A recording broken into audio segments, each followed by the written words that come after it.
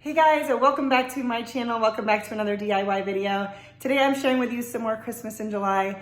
Whether you are watching this here in the summer, getting a head start on your Christmas projects, or you're watching this closer to the Christmas season, I hope that you enjoy these fun and easy DIYs. They are not all Dollar Tree, but they are certainly all budget friendly. Let's get started with the first one. To start off, I have this triangle decorative piece from the Dollar Tree, and I'm going to try to use a damp paper towel to lay on top to peel off the paper. This usually works, but there was nothing peeling off, so I decided to just work on top of it. But for a lot of items like the MDF signs, that works really well. But that just was not necessary for this piece. So I did use the wet paper towel on the back to finish getting the sticker off and scrape that off, but the front side, we're just going to leave it as is and work with it from there. Now what I'm making is, I like to use triangle shapes for like Christmas trees, because yes, Christmas in July, I think I said that in the beginning. And so I'm going to use this lightweight spackling from the Dollar Tree and just smear this all over. It did want to kind of glide off of the surface, so I just had to kind of work with it, spread it out. We're going for some texture here, and this will look better. Unfortunately, I did not pull out all my Christmas decorations to show you how everything is going to be displayed together. But hopefully you can have an eye for it in the midst of other trees in the background. And I do really feel like it will look nice. But if you don't have an eye for that, then it just looks like a textured triangle. But anyways, I'm trying to clean up the edges here, smooth it out along the edges, but make sure that there is texture across the whole thing. And then I let this dry overnight. I wanted to get this good and dry before I did anything else with it. Once it was dry, I'm going in with a chippy brush from the Dollar Tree, and I believe this is the color Fern from Waverly Chalk Paint. And I wanted to get in all of the grooves. And then on the sides, this is all smooth, but I did still stipple it on. I didn't want the brush strokes. And I end up doing the sides, the front, and the back, the whole thing. But the front part with the spackling, you just want to use plenty of paint and let that really get in there. And because of that, I did paint it or dry it a little bit with my heat gun, but before I went any further, I really let it just dry naturally to make sure it got fully dry in all of the little grooves. But I did use my heat gun in between to dry it a little bit just so I could see where I needed to add a little bit more paint. Here I am doing the back as well, just so that it looked finished from all sides. If you're new to my channel, I want to say hi. My name is Leanne, and I enjoy sharing budget-friendly, easy DIYs here on my channel, and I hope that you consider sticking around if you're into that kind of thing, and hope you like what you see and that you want to hang out, because I like to hang out with you. So I'm going in now, once it's fully dry, with the DIY clear wax, and I'm going to put this over the whole thing. Sammy from Unicorn Dust Designs does sell this. This was sent to me by Kendra from Late Night Creations, but I know that she picked that up from Sammy. I was showing you there's a spot on the side there that did get chipped off a little bit. Some of the paint came off. And then I thought I was recording the beginning doing this white paint, so now I'm showing you. I just took a stencil brush, dabbed some paint off of it, dabbed it on, and then brushed it off with a paper towel. Here's how the whole thing looked when it was all said and done. And I do really like it. I think it'll look even nicer when it's kind of in a forest of trees that I plan to do with my winter decor. Moving on, speaking of Kendra from Late Night Creations, I will link my last Christmas in July video for you if you want to check that out. We sent each other some stuff from our own supplies, our own craft stash, I should say, and we each had to make some Christmas DIYs out of them. And I did not use all the items because she sent me so much. So this spindle is another item that she had sent me. And I'm going in with some white Waverly chalk paint, and I'm kind of brushing it on, wiping it off.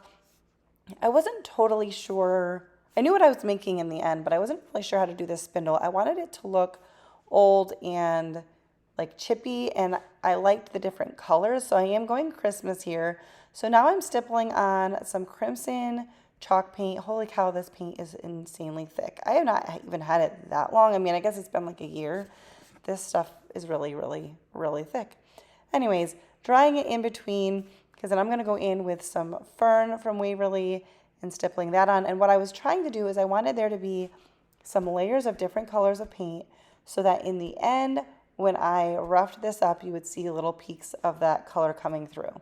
I have no idea if I did this in the best way possible, but I did it in a way that was successful and it worked. So while I thought this was dry, I was giving it another coat of white paint, and then it looked like some of the red was smearing, and I was like, was it not all the way dry? Or maybe the wetness of the paint just reactivated it. But in the end, I got the chippy color layer underneath with the red and green, and then I did a coat of white on top. The initial white paint maybe wasn't necessary, but I didn't know that at the time.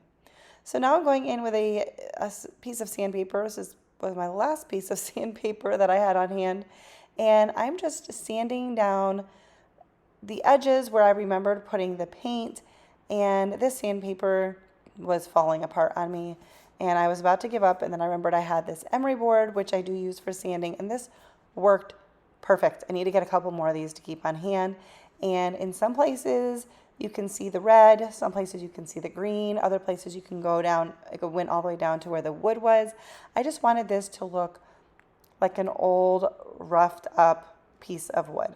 And actually, my inspiration for this DIY also came from Kendra. I'm giving Kendra all the love in today's video.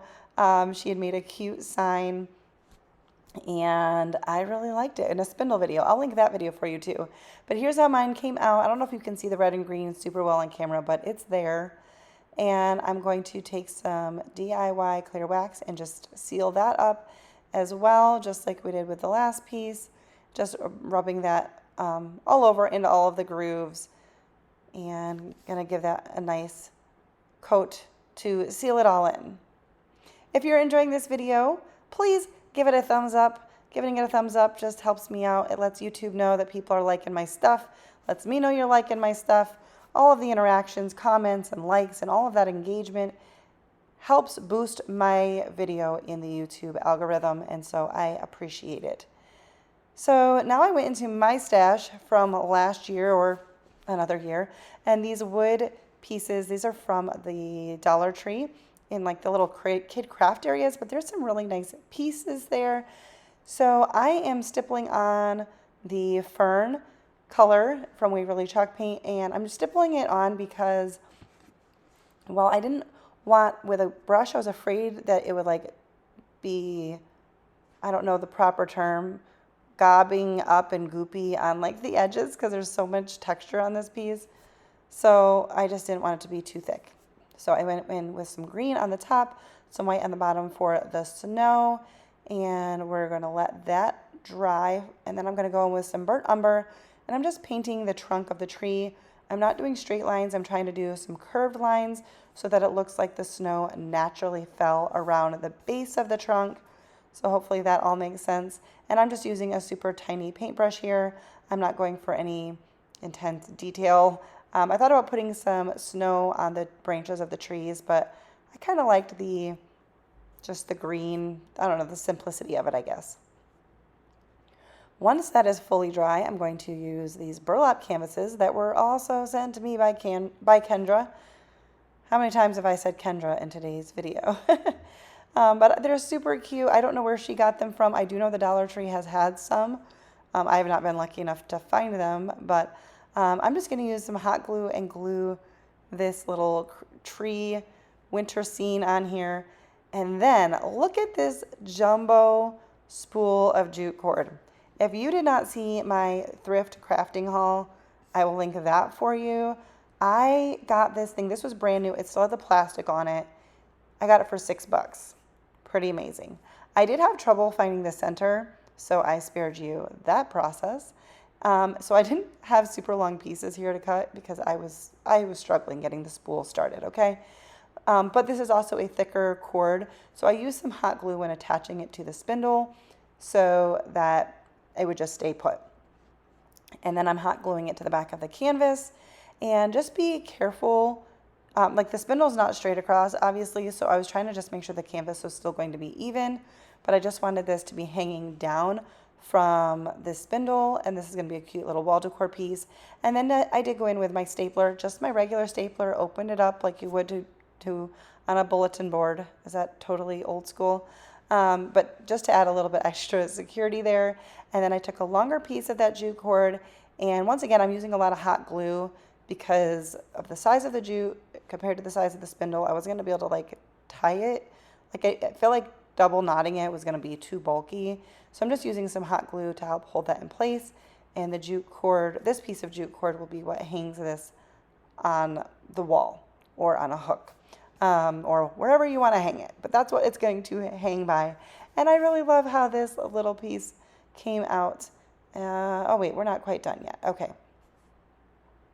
This was an awkward angle. It was kind of hard to figure out how to do that. But I did keep adding in a little bit of hot glue as I tied it, just so that it was good and secure. And then I wanted to get rid of all of these fuzzies, which may have been easier or safer to do before it was all attached, but I did it this way. My first lighter it's pretty low, so I grabbed a different one. I have like 3 of them in my stash. Probably 2 of them I need to just finish using up the lighter fluid that's in there so I can get rid of them, but anyways. Burning off some of the extras. This jute is particularly fuzzy, but here it is laying down on a counter, and then I will show it to you hung up on just some hooks that I had in our spare bedroom. But I love this cute little sign. This might be my favorite, yeah, from today's video. Okay, another Kendra edition. This little cutting board was in the box she had sent to me, and I don't know where she got it, where it came from. She might have thrifted it. It might have been a Target dollar spot thing. I don't know, but we're going to give it a couple coats of Waverly chalk paint in the color white. It did take about 2 coats, and I did all of the sides and the front and the back. Originally, I was only planning to do one side of this cutting board, but then I decided to make it double-sided because why not? This one is nice and thick, so I liked it because it'll stand up well on a tiered tray. So here it is, all dry, and then I have this tissue paper from my stash, probably from the Dollar Tree, I don't know. And we're gonna go in with some Mod Podge. Now, I was going a little risky here.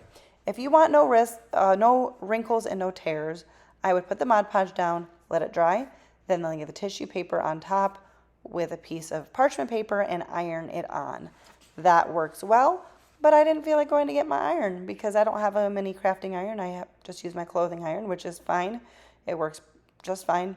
Anyways, so I just did light on the Mod Podge, little sections at a time, smooth it out gently to not get any wrinkles and to not tear it. Unfortunately, when I got to the last section, I went a little heavy on the Mod Podge, and in my dabbing of it, it tore. But in the end, you actually can't see it too well. So I would say the trick is to go light on the Mod Podge and gentle and light on the fingers. Here, I'm showing it to you. See, I'm doing this, then I tore it, and I tried to fix it, and I fixed it a little bit, but it's okay. It's all okay. And then I decided I wanted to do the other side because why not? And I have these wall art stickers from the Dollar Tree. And originally I was going to use Joy, but then I was like, the O is white and you're not gonna be able to see it. So I just decided to put this little candy cane on the back side just so that it was a double-sided little sign or little cutting board. And then I sealed that in with some Mod Podge. Once the other side was dry, I'm using my emery board to gently sand away from the cutting board to sand off the excess. I just cut a couple slits there around the curves so that I could get in there. But this is a really nice way. It will rough up the edges a little bit, so if you don't like the rustic look, this might not be the route to take, but I love this technique and it works great. Then I just use this little wooden skewer that's got paint and glue and all sorts of stuff on it because I keep grabbing it, and use that to poke the hole, and that worked out great. And then I have this red and white baker's twine. I think this was also sent to me by Kendra. Thanks, Kendra. And I'm just wrapping that around the top of the little cutting board, and these little wooden snowflakes. These, I think, were probably from Hobby Lobby. And this red and white twine, or baker's twine, is a little bit thicker, so I could not get it to go through the hole. So I'm clearly getting this out of focus with my head. But I used some hot glue and some finger protectors to carefully glue together the end of the twine so that I could get a little point and feed it through the snowflake, and that worked great. And I just double knotted that, hot glued the snowflake to the cutting board, and then I trimmed off the edges and just frayed the ends. And that's all that's all I did there. I thought the other side looked fine without a bow or anything. So that is how that one came out. If you like this video, don't forget to give it a thumbs up. Subscribe if you are new. I've got some more fun stuff planned in these coming weeks. Thank you guys so much for watching, and I'll see you next time.